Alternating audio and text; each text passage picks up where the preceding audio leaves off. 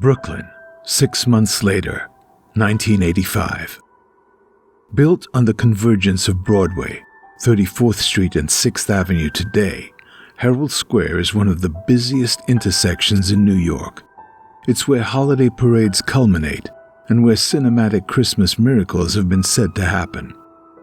But as with all things in Manhattan, the ever-changing present is built upon a frequently torn-down past as the city constantly reinvents itself towards the future. The places and faces change, but often the names of an indifferent intersection remain. Once the site of the New York Herald newspaper, one of the most widely read broadsheets in the country, the original building was torn down in 1921, and the paper ceased publication in 1924 after an illustrious, if often scandalous, 89-year run. Like many New York newspapers, it had been a family business founded by James Gordon Bennett Sr. and passed down to his son, James Gordon Bennett Jr. During the Civil War, Bennett Sr. had been a vocal advocate of Southern secession, frequently used racist language, attacked Lincoln for attempting to hold the Union together, and supported local anti-war rallies. His tenure saw the expansion of traditional news reporting to include sports, murders, and sex scandals, and in many ways birthed what would become today's modern American media, fueled by a constant diet of opinion and partisanship. If Bennett Sr. was a polarizing figure, his son was even more so. A playboy who enjoyed a lifestyle of yachts, mansions, private railroad cars, and everything alcohol could offer in a good night out, including a fondness for driving his carriage through the streets at full speed while naked. Educated in France and obsessed with owls, he would often keep live birds in his office, marked the newspaper's masthead with them, and decorated the architecture of the paper's premises with their statues. But an expansive lifestyle also fueled commercial expansion, with the New York Herald moving into its beautiful new Stanford White design building in 1908. In 1906, White was shot and killed at the nearby Madison Square Theater by Harry Kendall Thaw in front of a large audience during a musical theater performance. Thaw claimed White was having an affair with his chorus girl partner, Evelyn Nesbit. But in New York, when you tear down a building, you always leave its ghosts. All that remains of the Herald is the name of the square, and a curious monument to its existence. At night, the monument cuts an ominous figure, and high atop the never-sleeping city are the clock and two remaining stone owls from White's original building. If you look carefully, you can see that their eyes pulse with a piercing green glow. On the back of the monument is a permanently sealed door with a Masonic symbol and the French words La nuit porte conseil, sometimes translated as let's sleep on it, or the night brings advice. It's a curious key to a long-shut case. The more observant will notice that the owl's eyes don't pulse in sync, nor do they pulse evenly. Their source of power is itself a mystery, still pulsing through blackouts and hurricanes in recent years. Cryptographers have tried modern ciphers to make sense of the owl's signals, but with little success. No one knows how to open the mysterious back door. That is, until we found something.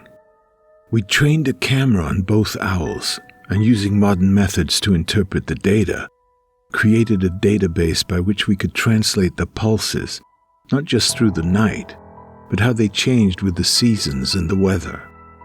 Our results were astonishing. After months of data harvesting, a pattern emerged. A pattern in French. A pattern deciphered as L'éditeur se trouve dans. The publisher lies within. The night truly had brought advice. It had unlocked what might be inside the monument itself. Bennett Jr.'s obsession with owls didn't stop with his death. He had planned to build a 200-feet-high owl-shaped mausoleum in Washington Heights, again designed by Stanford White, in which his coffin would hang, allowing visitors to walk around it as they ascended to the top to enjoy the stunning view of downtown. This project was unrealized with White's untimely death. But how to get in? The Masonic symbol on the back door depicting the French inscription, an owl resting on a crescent moon and 5 stars, offered the promise of formula, but without resolution. The nocturnal owls had indeed brought forth advice about the monument's contents, while still obfuscating access. We searched again for the numerical clues. Only 2 of the original 26 owls remained on the monument. There were 5 stars on the door symbol, 3 air vents towards the bottom of the door. A sunken handle with no lock still further offered little assistance. What might the code look like? Again, we turned to our data to help us, but this time, Bennett had beaten even the math. We turned to more esoteric ideas. We visited the back door again and again at night, avoiding the square's security, using thermal imaging and looking for any sign of access. Nothing. We wanted in, but it never occurred to us that something inside may want out. We'd been focused on the handle, but in our desperation turned our thoughts to the stars. And that's when it happened. If you look at a historical star chart for Bennett Jr.'s birthday, May 10, 1841, a Monday, you'll see 5 stars in the exact same alignment around Venus as depicted on the back door symbol. And the phase Venus is depicted in is known as the Athena alignment. It wasn't a moon, it was a planet. And not just any planet, a planet with a phase named after a god associated with owls. But the frequency of such an occurrence was rare. When would it happen again? And what might happen if we were there? We consulted the star charts again and found that the specific phase would return on November 5th, 1984 at 10 p.m. 11/5/84, 10 p.m. Also a Monday, and a perfect anagram of 5/10/1841, Bennett's birthday. 3 months away. We waited.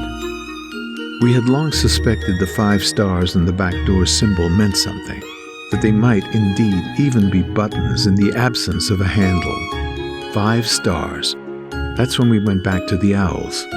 November owls atop Manhattan rooftops are a specific breed, snowy owls, named because of their white plumage and seasonality. Snowy has 5 letters, transposed numerically based on alphabetical sequence. That's 19.14.15, 23.25. Total them together and you get 96, the year in which Bennett took over as head of the paper after his father's death. Total them individually as single digits and you get 1 + 9 = 0, 1 + 4 = 5, 1 + 5 = 6, 2 + 3 = 5, and 2 + 5 = 7. 05657, the zip code where Bennett supposedly died in Vermont. November the 5th approached, and we had a variety of things we planned to try once 10 p.m. came around. No stars in the Manhattan sky, of course, because of the air pollution. So we were relying solely upon our mathematical and astronomical calculations.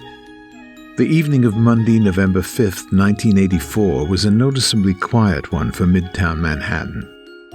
It was as if the city had prematurely emptied, and by 9 p.m., all that was left was the periodic rumble of empty subway cars beneath our feet. Light snow began to fall. We waited. 9:59 p.m. Was anything going to happen? Were our calculations anywhere near the truth? Was our evidence just coincidence? 10 p.m., the subway rumbled again, but this time that wasn't the subway. At least not this subway. It was something else. The symbols on the door, struck by the distant light of a Venusian crescent, illuminated a set of numerical keys on each of the stars. 5 keys. We entered what we'd all agreed to be our best guess. 05657. Nothing. The clouds passed. Our years of investigation were over. Through the biting wind, an owl called out in the distance, then two owls. The door, shut for decades, purposefully, slowly creaked open. A tall figure emerged from the shadows and strode out into the city's snowy half-light. In the briefest of moments we saw him. We knew it was Bennett Jr. What news of Stanford? Terrified, we fled. Our investigations and the owls both fell silent. Forever.